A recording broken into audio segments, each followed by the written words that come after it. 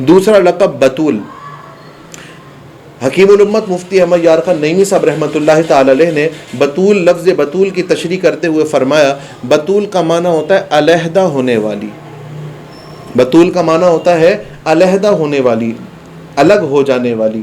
تو چونکہ سیدہ کائنات رضی اللہ تعالی عنہ نے اپنے دل سے دنیا کو بالکل علیحدہ فرما دیا تھا، سیدہ کائنات نے اپنی ذات کو دنیا سے بالکل علیحدہ فرما دیا تھا، وہ دنیا سے بالکل دور ہو چکی تھیں، انہیں دنیا سے کوئی لگاؤ نہیں تھا، کوئی محبت نہیں تھی، کوئی تعلق نہیں تھا. اسی بنیاد پر سیدہ فاطمہ الزہرا کو بطول کہا جاتا تھا کہ علیحدہ ہونے والی. آپ کی دنیا سے بے رغبتی اور اللہ رب العزت کے ساتھ تعلق، دنیا سے بالکل دوری اور اللہ تعالیٰ کے ساتھ مضبوط تعلق کی علامت تو دیکھیے کہ جب حسنین کریمین کی ولادت ہو گئی. اور اس حدیث مبارکہ کے راوی کون ہیں؟ حضرت سلمان فارسی رضی اللہ تعالیٰ عنہ. حضرت امام حسن اور حضرت امام حسین دونوں کے اندر تقریباً ایک سال کا فرق ہے، تو دونوں چھوٹے تھے. آپ دیکھتے ہیں گھر میں چھوٹے بچے ہوں تو رات کو ماں جو ہے چھوٹے بچوں کو سلا رہی ہوتی ہے. ہمارے یہاں تو پنکھے چل رہے ہیں، ایئر کنڈیشن لگے ہوئے ہیں، بچے سو جاتے ہیں. بلکہ اب تو آٹومیٹک جھولے آ گئے، وہ خود بخود ہی ہلتے رہتے ہیں، بچہ سو جاتا ہے. یہ دن بدن جدید معاملات ہوتے چلے جا رہے ہیں. حضرت سلمان فارسی رضی اللہ تعالیٰ عنہ فرماتے ہیں میں ایک دن رات کے وقت گزرا، تہجد کے لیے یا کوئی بھی عبادت وغیرہ کی وجہ سے وہ گزرے، تو فرماتے ہیں کہ میں کیا دیکھتا ہوں کہ حسنین کریمین سو رہے ہیں. حضرت امام حسن بھی سو رہے ہیں، حضرت امام حسین بھی سو رہے ہیں. حضرت فاطمہ الزہرا جو کہ والدہ محترمہ ہیں، اپنے دونوں بیٹوں کو پنکھا جھل رہی ہیں، اپنے دونوں بیٹوں کو پنکھے سے ہوا دے رہی ہیں.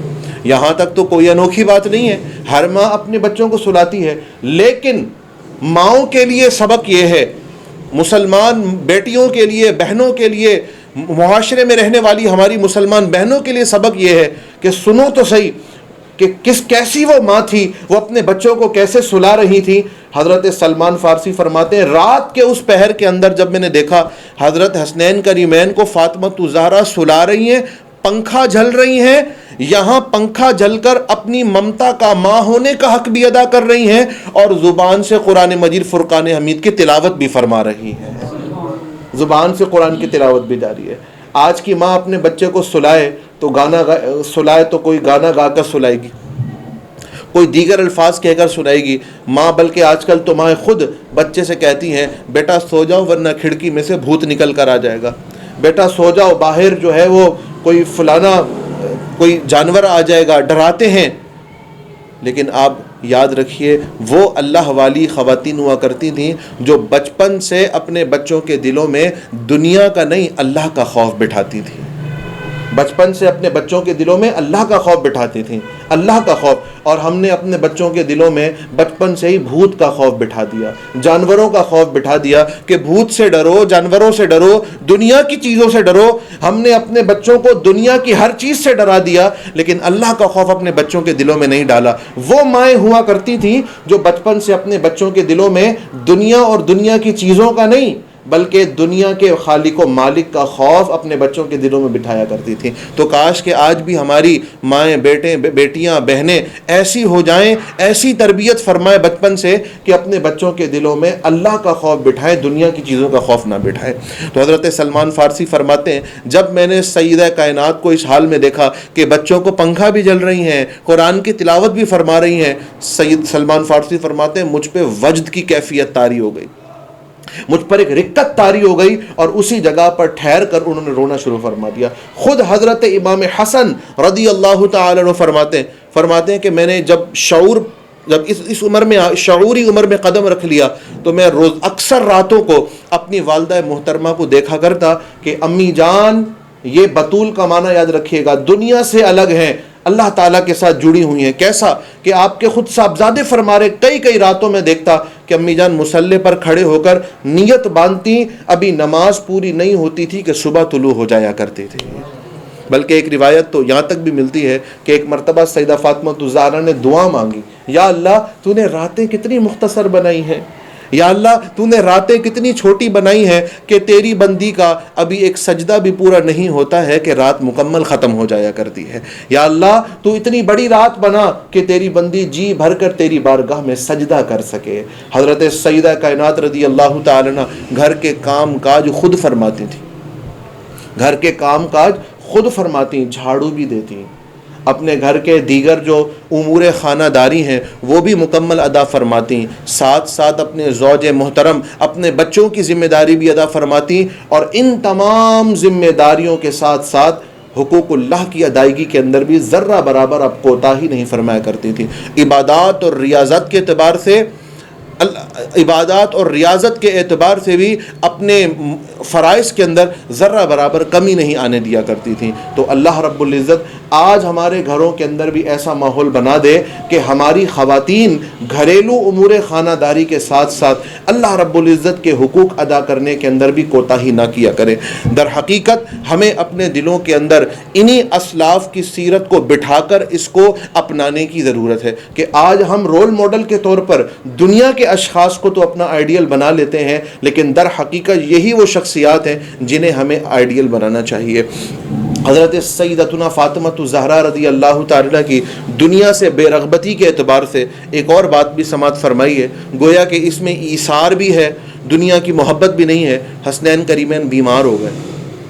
جب بیمار ہو گئے تو آپ نے منت مانگ لی کہ اگر یہ ٹھیک ہو گئے، تندرست ہو گئے، تو ہم 3 دن کے روزے رکھیں گے، 3 دن کے روزے رکھیں گے. اللہ تعالیٰ نے دونوں شہزادوں کو شفا عطا فرما دی. تو حضرت سیدتنا فاطمہ الزہرا نے حضرت علی المرتضیٰ رضی اللہ تعالی عنہ کی بارگاہ میں عرض کی کہ منت کے مطابق ہمیں 3 روزے رکھنے ہیں. حضرت علی المرتضیٰ رضی اللہ تعالی عنہ باہر تشریف لے گئے، کچھ سا یعنی کچھ کلو گندم ادھار کے طور پر لے کر آئے، اس کو گھر میں لا کر پیسا، آٹا، اس سے روٹیاں وغیرہ بنائیں کہ آج افطار کی جائے گی. حضرت علی المرتضیٰ رضی اللہ تعالی عنہ نے بھی روزہ رکھا، حضرت فاطمہ الزہرا نے بھی روزہ رکھا، اور ساتھ ہی ساتھ آپ کی خادمہ تھیں انہوں نے بھی روزہ رکھا. غالباً سیدتنا فضہ رضی اللہ تعالیٰ عنہ تھیں یا حفصہ رضی اللہ تعالی عنہ تھیں، ان خادمہ نے بھی روزہ رکھ لیا. عین جب افطار کا وقت آیا دروازے پر دستک ہوئی، پوچھا کون؟ بتایا گیا سائل ہے اور اسے کھانے کے لیے کچھ چاہیے. بغیر کسی تردد کے، بغیر کسی تشکک کے وہ ادھار پر گندم لا کر اس سے جو روٹیاں پکائی گئی تھیں، اپنی بھوک کا، اپنی افلاس کا خیال نہیں کیا، بلکہ وہ سارا کا سارا کھانا اللہ تعالیٰ کی راہ میں صدقہ فرما دیا. دنیا کے ساتھ اتنی بھی محبت نہیں ہے، دنیا کے ساتھ اتنا بھی تعلق نہیں ہے کہ اگر ضرورت کا کھانا بھی گھر پر رکھا ہوتا ہے تو وہ فقراء پر خرچ کر دیا کرتے ہیں. تو حکیم الامت مفتی احمد یار خان نعیمی رحمۃ اللہ تعالی علیہ نے لکھی ہیں ساری وجوہات کہ آپ کا لقب بطول اس لیے ہے کہ بطول کا معنی ہے علیحدہ ہو جانے والی، دور ہو جانے والی. تو چونکہ آپ دنیا سے علیحدہ ہو چکی تھیں، دنیا سے الگ ہو چکی تھیں، اس لیے آپ کو بطول کہا جاتا تھا. تیسرا آپ کا لقب میں نے آپ کو بتایا زہرا. زہرا کا معنی ہوتا ہے کلی، پھول کی کلی آپ جانتے ہیں نا، تو زہرا کا معنی ہوتا ہے کلی. انشاءاللہ تعالی آپ اپنے دلوں میں ٹھنڈک محسوس فرمائیں گے اور آپ کے چہروں پر مسکراہٹ آ جائے گی. آقا کریم علیہ الصلاۃ والسلام سیدہ فاطمہ الزہرا کو سونگتے تھے، اپنی پیاری بیٹی کو سونگتے تھے. جس طرح پھول ہوتا ہے اس کو سونگا جاتا ہے، تو سیدہ فاطمہ الزہرا کو سونگا کرتے تھے. اور آپ کے دونوں شہزادوں حضرت امام حسن امام حسین کو بھی سونگا کرتے تھے. پوچھا گیا یا رسول اللہ آپ کیوں سونگتے ہیں، کیا معاملہ ہے؟ تو آقا کریم علیہ الصلاۃ والسلام نے فرمایا یہ میری بیٹی چونکہ جنت کی کلی ہے، اس سے جنت کی خوشبو آیا کرتی ہے. میری بیٹی سے جنت کی خوشبو آتی ہے، تو چونکہ آپ جنت کے پھولوں کی کلی ہیں، آپ جنت کے پھول کی کلی ہیں، آپ سے جنت کی خوشبو آتی ہے، اس لیے آقا کریم علیہ الصلاۃ والسلام نے آپ کو سونگھا اور اس بنیاد پر آپ کا لقب پڑ گیا سیدتنا فاطمہ الزہرا، یعنی جنت کی کلی. اللہ تبارک و تعالی سیدتنا فاطمہ الزہرا رضی اللہ تعالی عنہا کا فیضان ہم سب کو عطا فرمائے. حضرت سیدہ کائنات رضی اللہ تعالی عنہا کتنا حضور سے پیار فرماتی ہیں، کتنا حضور سے محبت فرماتی ہیں. ایک روایت اور سماعت فرمائیے. حضرت عثمان غنی نے رضی اللہ تعالی عنہ حضور کو دعوت کر دی. یا رسول اللہ آپ میرے گھر پہ تشریف لے کر آئیں. اور میرے حضور علیہ الصلاۃ والسلام کی عادت مبارکہ تو یہ ہے کہ حضور فرماتے ہیں اگر کوئی مجھے سوکھی روٹی، باسی روٹی اور سوکھی جو کی روٹی اور باسی سالن کا بھی اگر کوئی دعوت دے دے تو میں اس کی دعوت کو رد نہیں کروں گا، اس کی دعوت قبول کر کے اس کے گھر پہ چلا جاؤں گا. اور یہاں تو حضرت سیدنا عثمان بن عفان نے دعوت دی جو دونوں جہان کے میزبان ہیں. پیارے کریم آقا علیہ الصلاۃ والسلام نے قبول فرما لیا. حضور نے کہا ٹھیک ہے، فلاں دن ہم آپ کے گھر پر آ جائیں گے. آقا کریم علیہ الصلاۃ والسلام جب سیدنا عثمان بن عفان رضی اللہ تعالی عنہ کے گھر جانے لگے، اب حضرت عثمان غنی حضور کے پیچھے پیچھے چل رہے ہیں اور حضور کے قدموں کو گن رہے ہیں. 1 2 5 10 15 20 حضور کے ایک ایک قدم کو گنتے چلے جا رہے ہیں. پوچھا گیا کہ اے عثمان یہ کیا معاملہ ہے، یہ کیا گن رہے ہو؟ تو عرض کرنے لگے یا رسول اللہ صلی اللہ علیہ وسلم آپ نے میری دعوت کو قبول فرمایا ہے اور آپ میرے گھر تشریف لے جا رہے ہیں. میری دعوت کی وجہ سے آپ کو زحمت ہو رہی ہے، آپ قدم اٹھا رہے ہیں. یا رسول اللہ میں نے یہ نیت کی ہے کہ جتنے قدم اٹھا کر آپ میرے گھر پر تشریف لے کر آئیں گے میں آپ کے ہر ایک ایک قدم پر ایک ایک غلام کو آزاد کرتا چلا جاؤں گا. میں ایک ایک قدم پر ایک ایک غلام کو آزاد کروں گا. حضور علیہ الصلاۃ والسلام نے اس بات کو سراہا اور جب حضور گھر پر پہنچے حضرت عثمان غنی رضی اللہ تعالی عنہ نے مکمل قدموں کے مطابق جتنے حضور نے قدم اٹھائے تھے اتنے غلاموں کو آزاد فرما دیا. حضرت علی المرتضیٰ رضی اللہ تعالی عنہ بھی چونکہ دعوت میں شامل تھے، انہوں نے جب یہ شاندار دعوت دیکھی اور اس دعوت کے اندر عثمان غنی کا یہ انداز دیکھا، آپ کے دل میں خیال ہوا کاش کہ ہمیں بھی حضور کی ایسی دعوت کرنی چاہیے، کاش کہ ہمیں بھی حضور کی ایسی ہی شاندار دعوت کرنی چاہیے. گھر پر آئے اور آ کر فوراً سے سیدہ کائنات کی بارگاہ میں کہنے لگے کہ اے فاطمہ آج بھائی عثمان غنی نے ایسی شاندار حضور کی دعوت کی ہے، ایک ایک قدم پر غلام آزاد کیا ہے، کاش کہ ہم بھی حضور کی دعوت کرتے. حضرت سیدہ فاطمہ الزہرا نے فوراً سے کہا اپنے زوج محترم سے کہ اے میرے سرتاج جائیے اور جا کر حضور کو دعوت دے کر آ جائیے، ہم بھی حضور کی دعوت کریں گے. یہاں پر میں ایک بات عرض کرنا چاہوں گا کہ ہم آج ایک دوسرے کے ساتھ آگے بڑھنے سبقت کرنے کی کوشش کرتے ہیں. آج اس دور کے اندر ہم بھی ایک دوسرے سے بڑھنے کی کوشش کرتے ہیں، لیکن ہمارا آگے بڑھنا صرف دنیا کی چیزوں میں ہوتا ہے.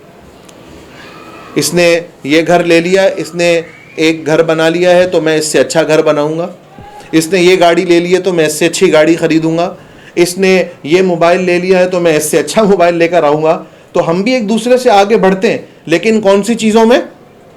دنیا کی چیزوں میں آگے بڑھتے ہیں. لیکن صحابہ کرام رضوان اللہ تعالی علیہم اجمعین کے اندر بھی سبقت کا مزاج تھا، ایک دوسرے سے آگے بڑھنے کا مزاج تھا، لیکن دنیا کی چیزوں میں نہیں، دین کی چیزوں میں، عبادتوں کے اندر وہ ایک دوسرے سے آگے بڑھنے کی کوشش فرمایا کرتے تھے. تو مولا کائنات مولا علی المرتضیٰ نے حضرت عثمان غنی کو حضور کی یہ دعوت کرتے ہوئے دیکھا اور حضور کے ایک ایک قدم پر غلام کرنے کا، غلام آزاد کرنے کا جو یہ انداز تھا اتنا پسند آ گیا کہ خواہش کر بیٹھے کاش کہ ہم بھی اس طرح کا عمل کریں. حضرت سیدہ فاطمہ الزہرا نے فرمایا جائیے جا کر دعوت دے کر آئیں. حضرت مولا کائنات بھی گئے اور جا کر حضور کو دعوت دے دی. اور آپ حضور کی حضرت فاطمہ رضی اللہ تعالی عنہ سے محبت پہلے سن چکے ہیں. جیسے ہی حضور کو معلوم چلا میری بیٹی کے گھر سے دعوت آئی ہے، حضور علیہ الصلاۃ والسلام نے خوش ہو کر قبول فرما لی. اور حضور نے بلکہ اپنے صحابہ سے کہا اے میرے صحابہ میرے ساتھ چلو، آج میرے گھر میری بیٹی کے گھر پر میری دعوت ہے. بولو سبحان اللہ.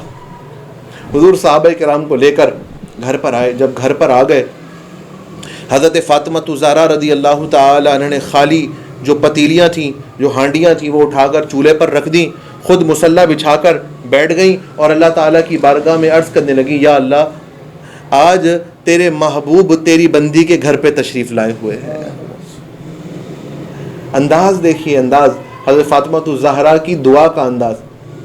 یہ نہیں کہا کہ ایک والد اپنی بیٹی کے گھر پہ آئے، نہیں، بلکہ دعا کر رہی ہیں یا اللہ تیرے محبوب تیری بندی کے گھر پہ تشریف لے کر آئے ہیں، لہٰذا اپنی بندی کی لاج رکھنا، اپنی بندی کی عزت رکھ لینا، کیونکہ گھر میں کھانے کا تو کچھ نہیں ہے، تیرے حبیب کو کھلانے کا تو تیرے حبیب کے اصحاب کو کھلانے کا گھر میں تو کچھ بھی نہیں ہے، لیکن یا اللہ عزت تیرے ہاتھ میں ہے، لاج تیرے ہاتھ میں ہے، تو لاج رکھ لینا۔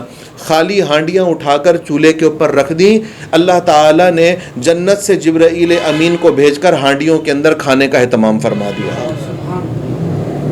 کھانا آ گیا، کھانا برتنوں میں ڈالا، صحابہ کرام کی بارگاہ میں پیش کر دیا۔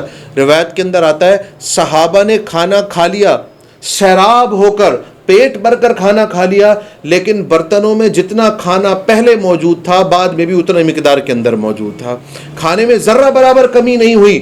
اور صحابہ کرام کھانا کھانے کے بعد اس کھانے کے ذائقے سے اتنا حیران اور اتنا تعجب ہو گئے کہ کیا لذیذ کھانا تھا، حیرانگی کا اظہار کرنے لگے۔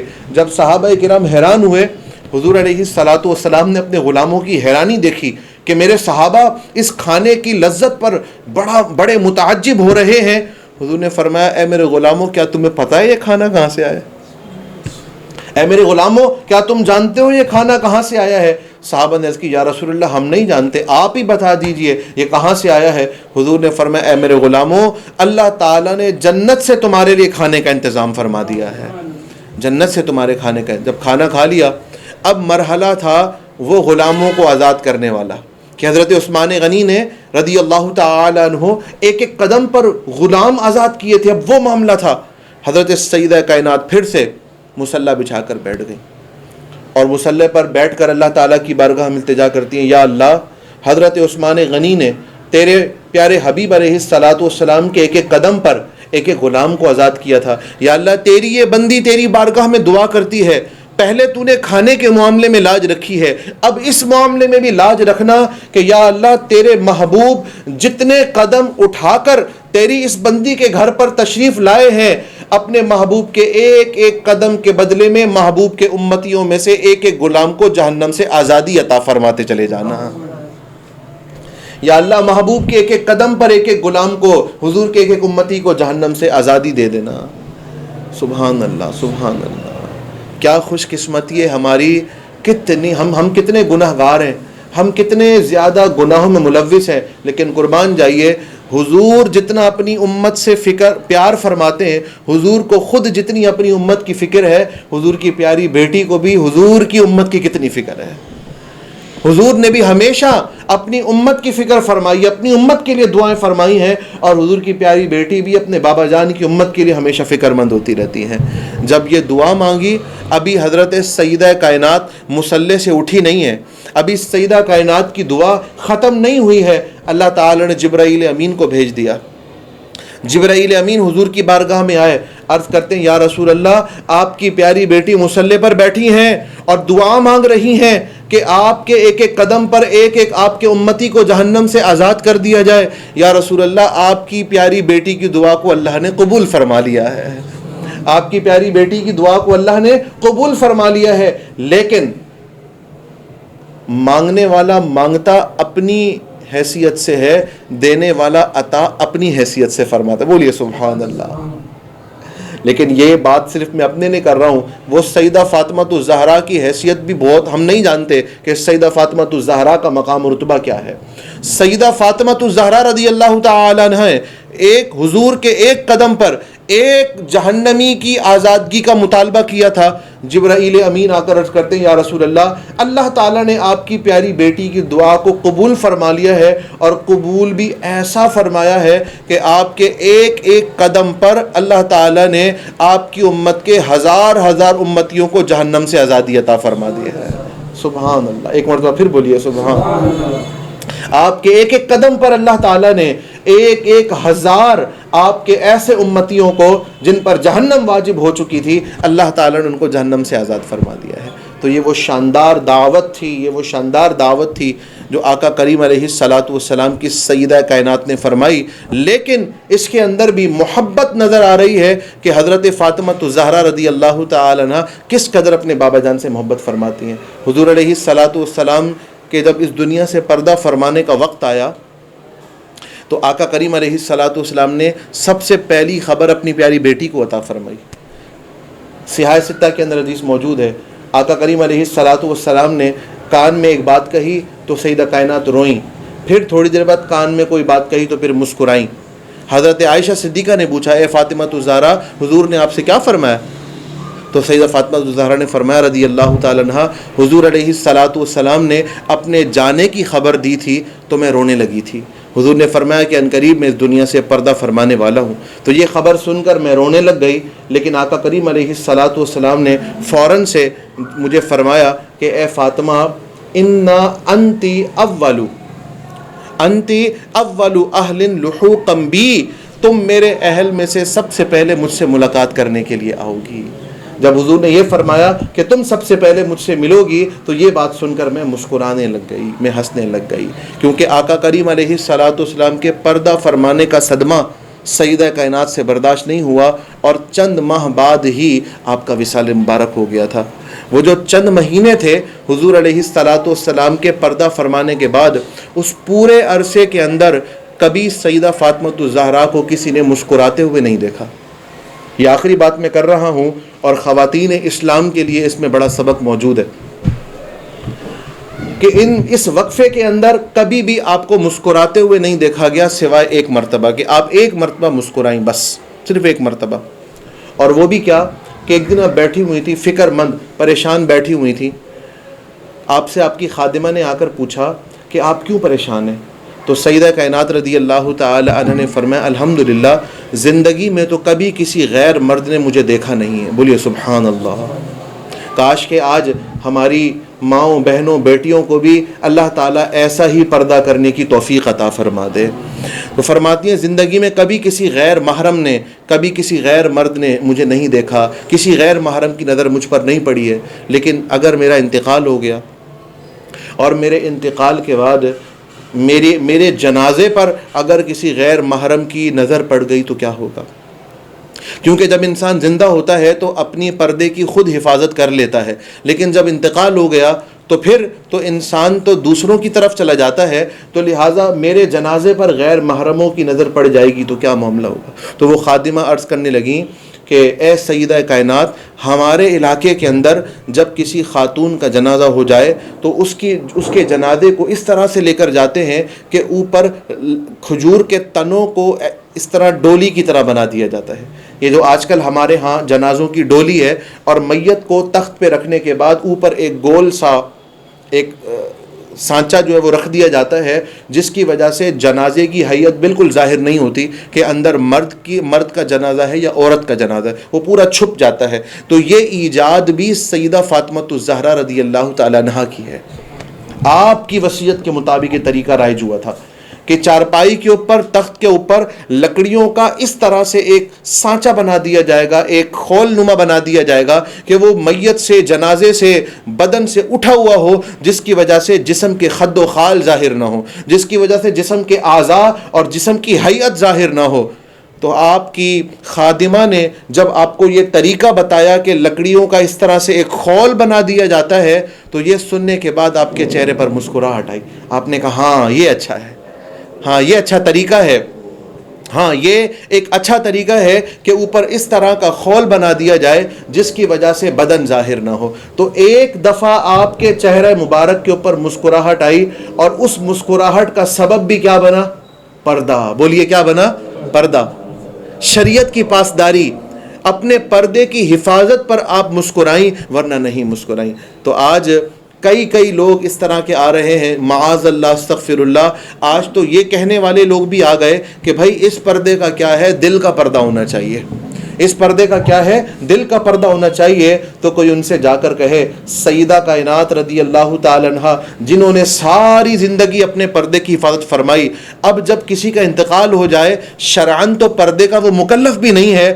حضرت سیدہ کائنات رضی اللہ تعالی عنہ کا جذبہ دیکھیے. کاش کہ سیدہ کائنات رضی اللہ تعالی عنہ کے اس جذبہ پردہ اور اس جذبہ حیا کو دیکھ کر ہماری مسلمان ماؤں بہنوں بیٹیوں کے اندر بھی پردہ کرنے کی جو ہے وہ خوبی پیدا ہو جائے، پردہ کرنے کا جو جذبہ ہے وہ بیدار ہو جائے، اور اللہ تعالی ہماری ماؤں بیٹیوں بہنوں کو شرعی پردہ کرنے کی توفیق عطا فرمائے. یاد رکھیے گا یہی وہ پردہ تو ہے، یہی وہ مقام و رتفت، یہی تو وہ مقام عرفہ و اعلیٰ ہے کہ جب کل قیامت کا دن ہوگا، میدان محشر لگا ہوا ہوگا، میدان محشر میں اپنے پاس کھڑے ہوئے شخص کی طرف توجہ کرنے کی کسی کو ہمت نہیں ہوگی، لیکن جب پل صراط سے لوگ گزر رہے ہوں گے اور پل صراط سے حضور کی لخت جگر، حضور کی پیاری بیٹی کے گزرنے کا وقت آئے گا تو آواز دی جائے گی، اے محشر کے اندر کھڑے ہونے والے لوگوں، اپنی نظروں کو نیچا کر لو، اس لیے کہ پل صراط سے رسول اللہ صلی اللہ علیہ وسلم کی بیٹی گزر کر تشریف لے جا رہی ہے،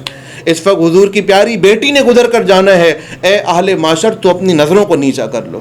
تو یہ حضرت فاطمہ الزہرا رضی اللہ تعالی عنہا کے پردے کا اہتمام محشر کے اندر بھی کیا جا رہا ہوگا۔ اللہ رب العزت کی بارگاہ میں التجا ہے، اللہ تبارک و تعالی سیدہ کائنات سیدتنا فاطمہ الزہرا رضی اللہ تعالی عنہ کا فیضان ہم سب کو عطا فرمائے۔ کل ماہ رمضان شریف کی 3 تاریخ ہے، تو اس 3 تاریخ کو حضرت فاطمہ الزہرا رضی اللہ تعالی عنہا کی بارگاہ میں خوب ایصال ثواب فرمائیں، خوب ایصال ثواب فرمائیں۔ اللہ رب العزت سیدہ کائنات رضی اللہ تعالی عنہ کا فیضان ہم سب کو عطا فرمائے، آمین بجاہ النبی الامین، وآخر دعوانا ان الحمد للہ رب العالمین۔